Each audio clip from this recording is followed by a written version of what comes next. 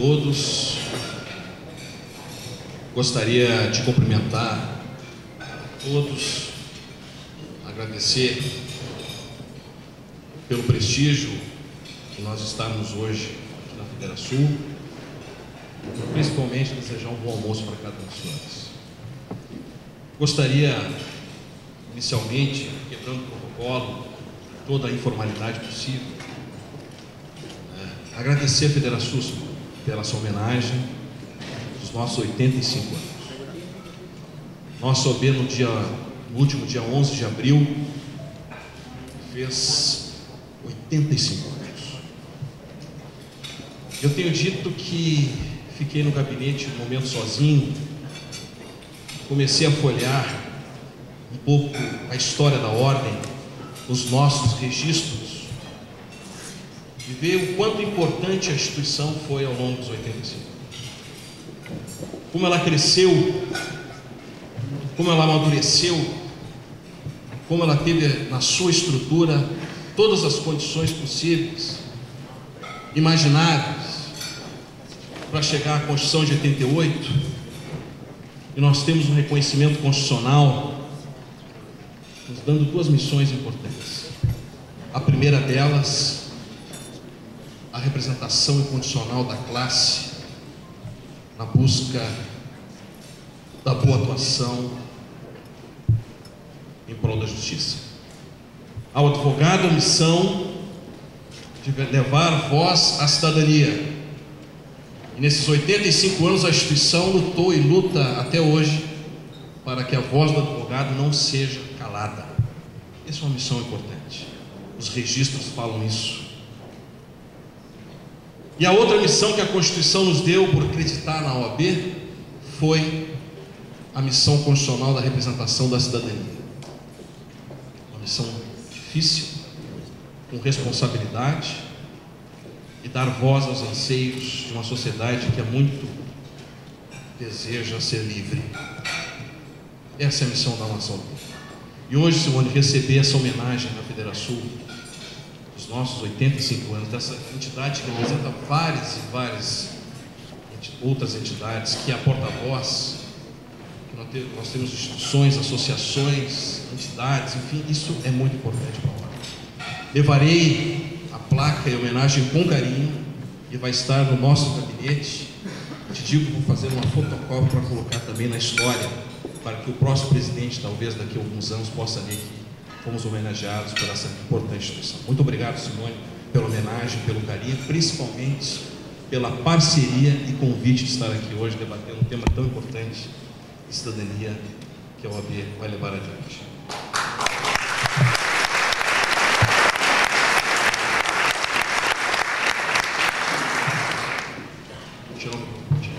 Parece o Roberto Carlos.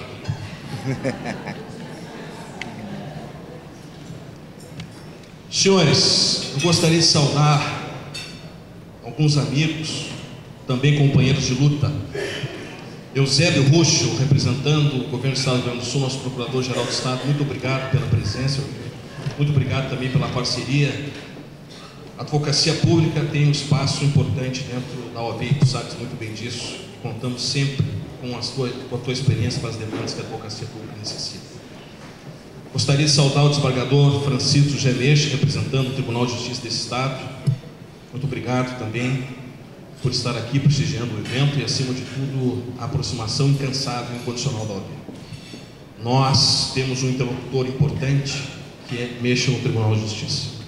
Isso faz com que a ordem consiga levar as demandas da advocacia e atenuar os problemas do dia a dia.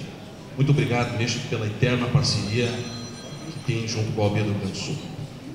Gostaria de saudar o Subprocurador-Geral de Justiça para Assuntos Jurídicos, Dr. Tiago Santos, bem como a promotora de Justiça, doutora Roberta Brenes Moraes. Muito obrigado. O Ministério Público também tem sido um grande parceiro da OAB nessa caminhada difícil que nós estamos vivendo. Gostaria de saudar o nosso vice-prefeito de Porto Alegre, prefeito que também é vice, exerce uma função fundamental, e lá que se diga o meu vice, doutor Perizé, Gustavo Paim. Sempre também um parceiro da OAB, antes da missão que está tendo à frente do Executivo. Dizer que é um orgulho nós temos um advogado que está junto nessa missão pelo município de Porto Alegre. Muito obrigado pelo prestígio e pela parceria também, Gustavo. Ao nosso vereador Walter Nagelstein, nosso primeiro vice-presidente da Câmara Municipal de Porto Alegre, obrigado pelo legislativo estar aqui conosco, Câmara Municipal. Importante demanda que nós temos tido também ao longo dos anos. E a Câmara Municipal e a sua presença lá tem sido também o porta-voz da advocacia em vários temas. E aqui hoje sua presença vem engrandecer cada vez mais a nossa relação. Muito obrigado. Demais secretários de Estado, deputados estaduais, enfim, entidades, eu gostaria de saudar a todos, na pessoa da doutora Simone, nossa presidente, a todas as entidades que aqui estão da sociedade civil, a todas as instituições, associações, enfim, a todos que representam o seu segmento, sintam-se devidamente cumprimentados na pessoa da nossa presidente Simone Leite. Gostaria, e já que falando dos nossos 85 anos também, não posso, por dever institucional, Arnaldo, por dever institucional, saudar os meus ex-presidentes, que fazem parte da história e do presente da ordem, e digo mais, fazem parte também do futuro, porque eles nos aconselham permanentemente. Falo do nosso presidente Luiz Carlos Levenzon e do nosso sempre presidente Marcelo Bertoluzzi. Em nome institucional, muito obrigado a vocês por estarem e dedicarem o tempo de suas vidas à nossa OAB. E acima de tudo, espero que continuem ao lado para que a gente siga nessa caminhada forte. Muito obrigado. Em nome de vocês, eu gostaria de saudar a todos os advogados aqui presentes, ao nome dos nossos presidentes, recebendo essa saudação dos 85 anos e dizer da importância da história do OAB, e vocês fazem parte dessa história do presente. Muito obrigado a todos.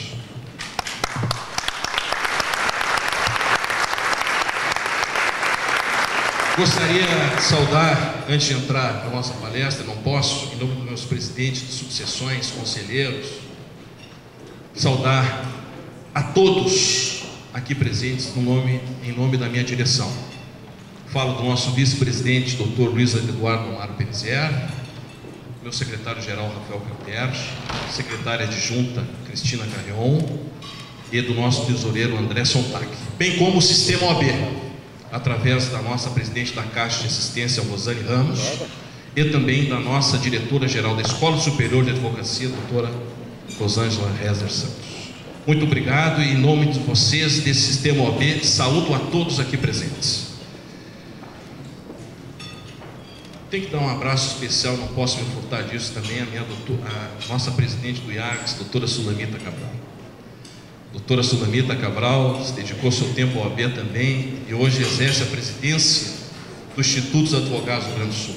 Também quero saudá-la pela dedicação à ordem, Sulamita, e acima de tudo, pela tua liderança frente ao Instituto dos Advogados. Prazer estar aqui contigo também.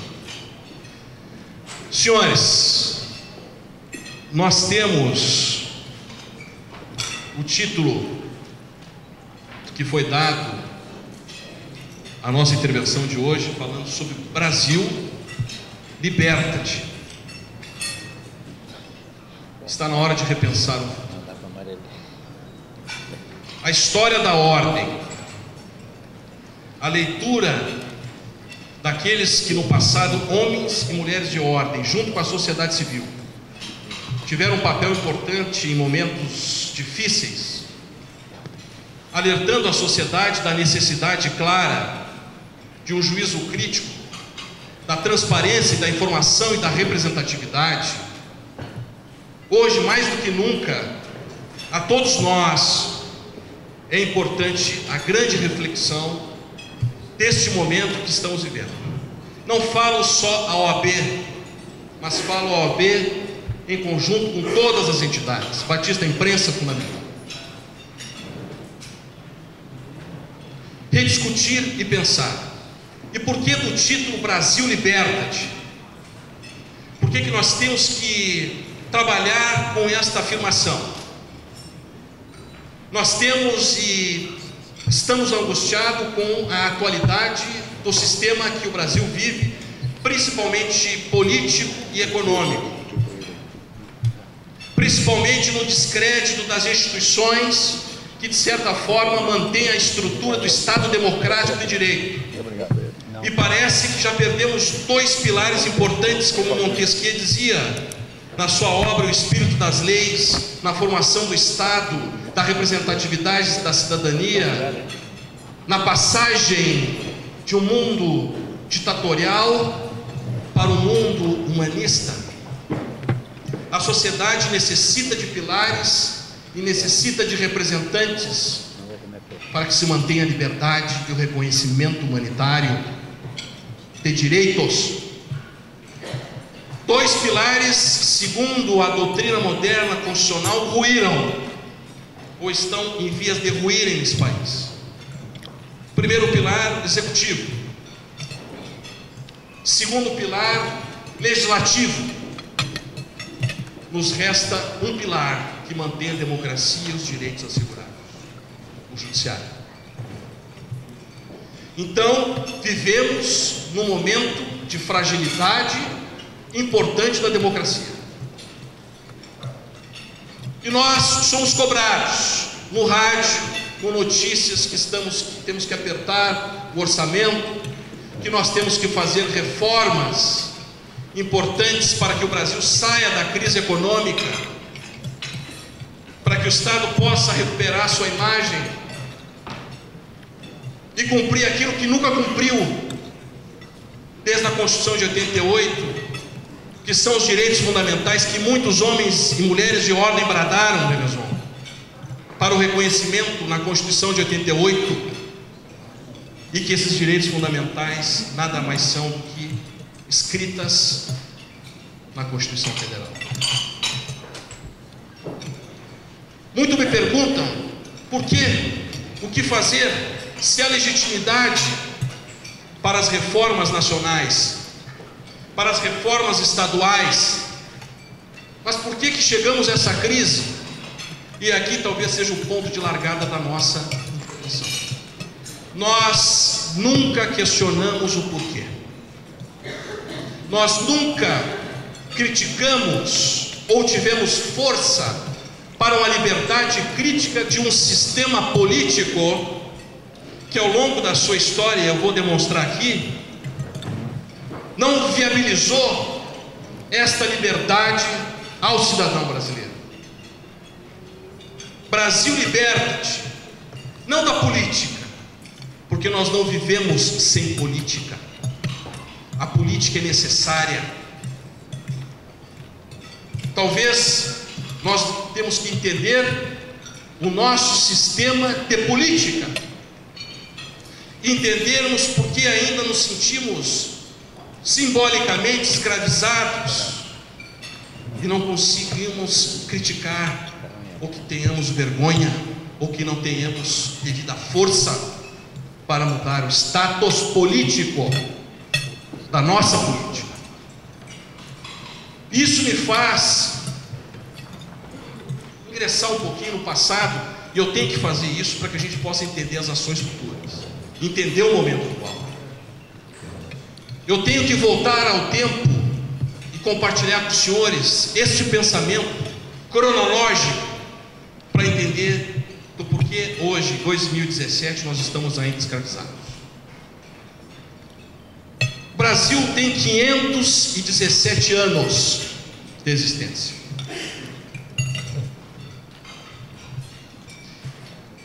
De 517 anos, nós temos 388 anos de escravidão. Colônia, império, submissão, cabeça baixa, sem força. 388 anos. Nossa independência, 7 de setembro, 1822. E mesmo assim nós tivemos 66 anos de escravidão, ainda com a independência. Vamos somando. O Brasil hoje tem 519 anos e nós temos 388 anos de escravidão. Segue abolição e governos instáveis. Nós não temos na história desse país até agora uma estabilidade política de governo. Ou ocorreram renúncias, suicídio, doença que impediu o mandato, o golpe militar, 21 anos, somem 388 mais 21 anos de repressão, de ditadura, de mordaça, de eliminação de geração de pensantes. Então, são 21 anos, com mais 388, 409 anos dos 519 submetidos. Primeiro pela colônia, segundo pelas políticas autoritárias patrimonialistas que até hoje imperam e que fazem que nós tenhamos o público e o privado misturado, e a coletividade fique fora disto, sofrendo as consequências. 409 anos, nasce o sonho, 1988, instituições, federações, sindicatos, diretas já, buscar a autonomia e independência da Constituição de 88. 5 de outubro de 1988, o sonho da liberdade. Só um delator recente, os senhores ouviram, falou que o esquema de corrupção no Brasil dura há 30 anos, no mínimo. Nós temos 29 anos de Constituição e mais de uma política patrimonialista. Então o sonho da Constituição, da liberdade da cidadania, do reconhecimento do cidadão, da estabilidade da política representativa do povo, da coletividade, ainda não aconteceu nesse país. E isso Sérgio Buarque de Holanda, em 2 livros, Raízes do Brasil e O Homem Ideal, descreve as seguintes razões. O retrato da política nacional é a seguinte. Já disse a primeira, a história do Brasil patrimonialista secular, eterna. A política, o sistema político, o benefício próprio e a ideologia das proteções e ações que nós não nos vemos livres. Leia-se um parêntese aqui, foro privilegiado no momento crítico do país. Sérgio Buarque de Holanda diz: o Estado forte que determina toda ação política, e que nasce o livro de Raimundo Faoro, Os Donos do Poder. Os donos do poder do Estado, não coletivo, os donos da manutenção do poder.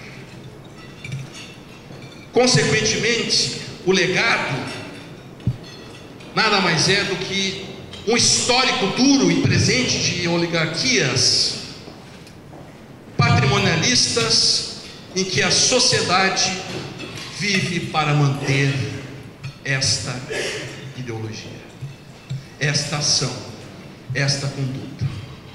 Então o Estado usa sua força contra o cidadão para manter esse poder histórico que nasce da colônia, que passa para a ditadura e que na democracia dita ainda permanece.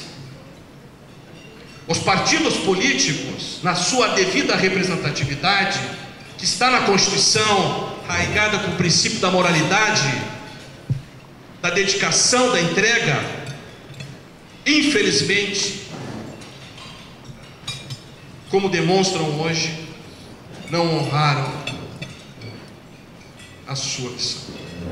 Ou seja, nós parece que não temos como sair disto. Me perguntava quais são as soluções, e a sociedade atônica não sabe o que fazer, porque nós nunca soubemos como fazer, porque nunca nos foi dada a oportunidade de fazer. 388 anos de cabeça baixa, mais 21 de cabeça baixa, e mais um de fortalecimento da cidadania com a Constituição, e que o Estado não faz isto, e que nos enfraquece no poder de agir contra esta malha. Brasil, liberta-te!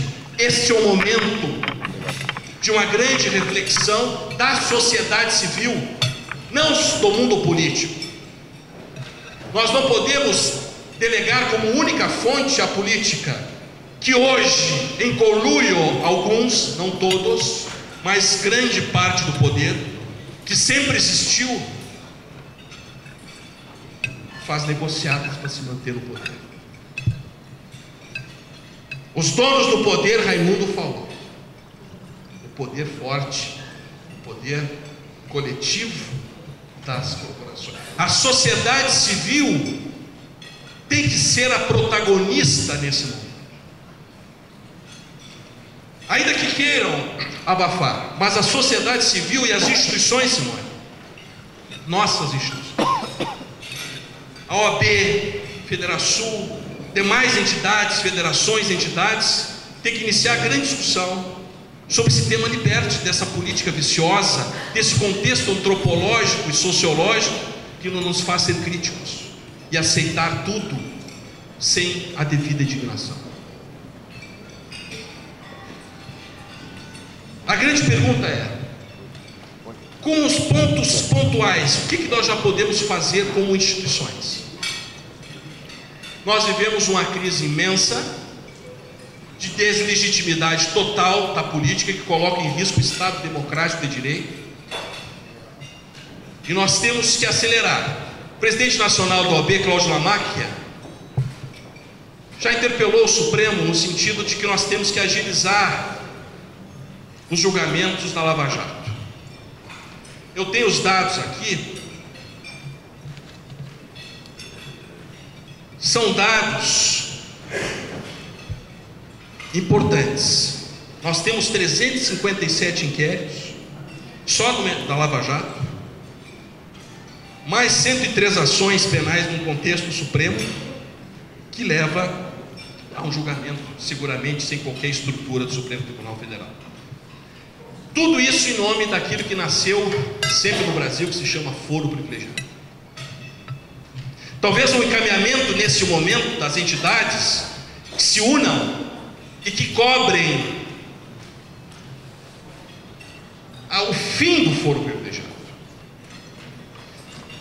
que comece a discutir essa questão de proteção, porque nós já estamos ouvindo políticos, eu preciso me reeleger para manter o meu foro. E a Lava Jato vai durar no Supremo 10 anos, nós não temos mais tempo para isso. O mundo, como diz Bauman, vive eterno de alimentos, de informação instantânea e resultados instantâneos. Se nós não tivermos isso, nós vamos ter um descrédito e vamos ficar mais encolhidos, mais impotentes daquilo que eles querem que nós nos sentimos. Uma sociedade dominada, a sociedade civil, por esse sistema. Então nós encaminhamos, mas entendo, e conversando com o presidente Lamáquia, nós temos que ir um pouco mais adiante. E nós temos que liderar, junto com as entidades, um movimento para o julgamento que terá o Supremo Tribunal Federal, através do ministro Barroso, sobre os limites do foro privilegiado. Nós não podemos extinguir o foro privilegiado, porque isso precisa de uma emenda constitucional. E esse parlamento que está lá não vai votar a extinção do foro privilegiado. Precisamos oxigenar isso com o voto. Com o voto. Nós temos que pressionar e dizer que o foro fique somente para aquelas autoridades que cometerem delitos no exercício da função e em virtude do cargo. Só isso. Na Lava Jato, 80% sai do foro privilegiado. porque o delito foi cometido antes de estarem no cargo de investidura. Talvez, Eusébio, esse seja um ponto central. As instituições e o Conselho Federal, no dia 8 de março, estaremos lá no Dia da Mulher, 8 de março, estaremos no Conselho Federal do OAB defendendo a tese da extinção do foro e na alternativa do limite interpretativo constitucional do foro, só aos políticos que, de certa forma, estejam no exercício do cargo correto. Isto é a primeira solução emergencial que temos, como proposição. Segundo lugar, temos eleições daqui a um ano e pouco. Estava ontem no TRE conversando com a presidente e disse a ela a grande preocupação que as instituições têm que ter, a chamada campanha Voto Consciente. Nós temos que criar campanhas de informação. Os manifestos de 2013 foram importantes, mas não foi sequer 80% da sociedade brasileira. Nós temos que ampliar isso, e isso só se faz com a devida informação, para que se possa se libertar dessas correntes. Então as instituições, como um encaminhamento importante, têm que tomar para si o poder do voto, da informação, e encaminhar a sociedade com campanhas importantes, relembrando o passado, para que a escolha de futuros políticos não caia no mesmo erro de sempre. Isso é uma campanha das entidades. Não podemos deixar mais a cargo dos partidos políticos fazerem a sua história no processo eleitoral. É a sociedade civil que tem que mover junto com as instituições isso. Isso é um caminhamento. Isso é uma democracia que fortalece o voto. E é uma caminhada muito difícil, dura. Muitos não acreditam. Nós estamos adormecidos, nós estamos escravos, nós não temos direito de ter senso crítico. Nós só temos que aceitar e esperar do Estado. Esse Estado assistencialista, que cria uma previdência para se beneficiar aqueles que fizeram parte dele, se aposentando aos 48 anos e vivendo 100 anos recebendo a previdência. Patrimonialismo. A sociedade civil tem que botar e pegar na mão essa responsabilidade. Nós temos como dever institucional fazer isso. Então, quando se diz Brasil liberta-te, significa dizer justamente isso: se libertar dessa política, desse sistema que nos escravizou, que nos escraviza, que não nos deixa pensar, que não nos deixa ser crítico, que faz nós sermos eternamente dependentes, ainda que sejamos assim, e que eles não nos representam, e que nós pagamos a conta cara, e vamos pagar cara à sociedade brasileira, porque o Estado não paga. E sequer falamos de um tema chamado responsabilidade dos governantes que levaram o Brasil a esse caos, por uma política não cognitiva, sim patrimonialista. E aqui eu falo de um presidente frustrado, de um presidente que ficou triste, Marcelo, mas não perdeu a credibilidade e não perdeu a esperança. Quando nós tratamos de um tema sério nesse estado do Rio Grande do Sul, que se chama segurança pública,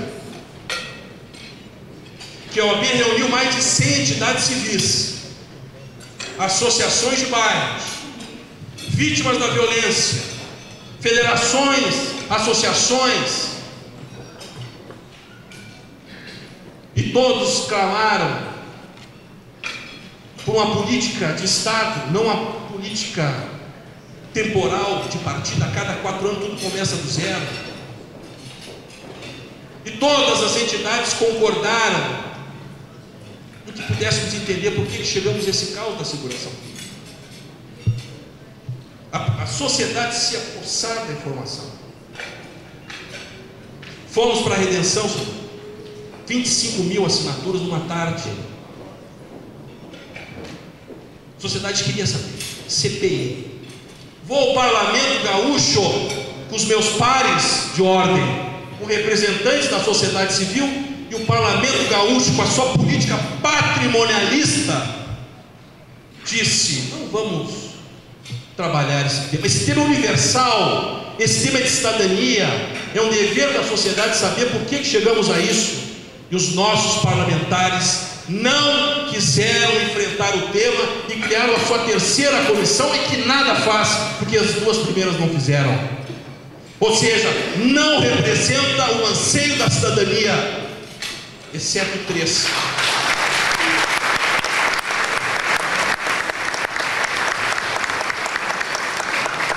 Jus, 3 deputados assinaram: Manuela Dávila, Enio Bassi, Pedro Ruas. Quando nós fomos entregar, e aqui é um desabafo, por exemplo, eu conheço há muito tempo, a não ser a minha esposa que está lá, que às vezes vê isso, me vê quieto no canto de casa, e aí às vezes ela pode entender o porquê disso. Cheguei no dia da entrega, desceu um deputado, os outros todos escondidos pela casa. Entreguei, tivemos 3 assinaturas. O repórter me pergunta: presidente Breyer, como é que o senhor se sente com um deputado só recepcionando aquilo que a sociedade quis, que é entender um pouquinho sobre violência? Como é que o senhor se sente? Eu disse: eu me sinto com o dever cumprido. Não tenho vergonha, não me sinto desprestigiado. Quem tem que ter vergonha é a classe política desse Estado, que não fez o seu dever mínimo constitucional para proteger o patrimonialismo histórico que eu relatei para vocês. A política se protege, ainda que o cidadão sofra. Isso a nível federal é muito maior. Então, para encerrar, esse desabafo aqui já me custou aí um alívio. O que nós temos então para encerrar? Para ratificar, porque a gente tem que bater muito nisso, porque a gente não tem ouvidos, estão fechados, nós estamos escravos, nós não estamos libertados. Ruptura da cultura da ausência de informação. Vamos, entidades, informar a sociedade. Vamos para a rua, vamos para os parques, vamos usar 106 subseções, né, Deus? Vamos usar os mais de 80 mil advogados, entidades. Vamos informar essa sociedade que a informação não chega a ela. Esse é o dever. Vamos pensar na nossa instituição? Vamos. Mas vamos pensar também em dias melhores. Isso só se dá com informação. Mobilização, aparcar, ou seja, sair do automóvel, da condução da política. Vamos nós criarmos a nossa política como representantes das entidades civis, da sociedade. Nós temos o dever, sob pena de passar nessa história como os nossos antecedentes, de não ter a emancipação da sociedade brasileira. Nós temos que buscar a nossa emancipação.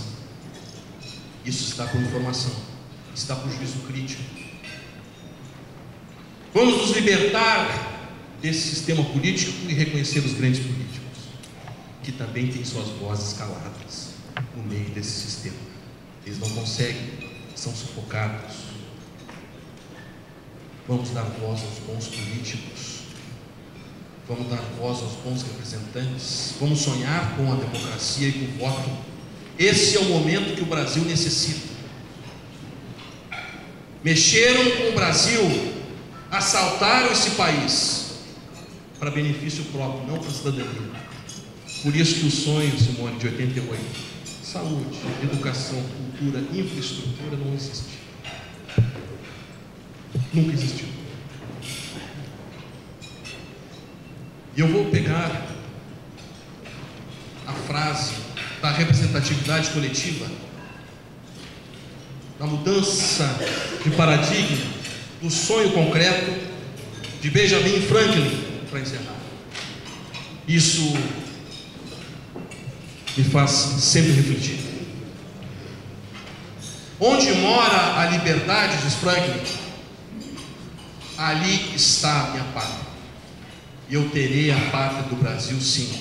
E nós vamos libertar todos juntos. Todos juntos. Muito obrigado.